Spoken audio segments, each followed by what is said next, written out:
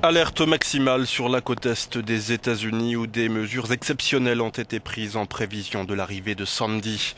L'ouragan, dont les vents dépassent souvent les 140 km/h, devrait gagner en intensité dans les prochaines heures. Conséquence de cela, des milliers de vols annulés et près de 375 000 New-Yorkais évacués par mesure de précaution. Barack Obama, qui garde en mémoire les effets politiques désastreux de l'ouragan Katrina, est sur le pied de guerre. C'est une grosse et sérieuse tempête et mes premiers mots vont aux habitants de la côte est, de la Virginie jusqu'au nord. Ils doivent prendre la menace très au sérieux. Une avarie du ciel qui place de fait la campagne entre parenthèses à 9 jours de la présidentielle. Les deux candidats ont d'ailleurs été contraints d'annuler des réunions publiques dans les États se trouvant dans la cible de l'ouragan.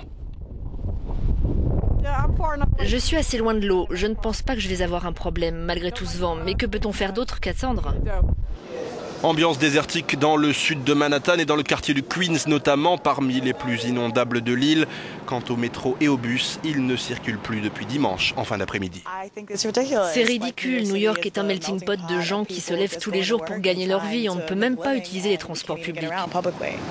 Pour le moment, Sandy a déjà occasionné la mort d'une soixantaine de personnes dans les Caraïbes. Un bilan qui pourrait s'aggraver davantage si l'ouragan venait à heurter les deux fronts froids arrivant de l'ouest et du nord du continent.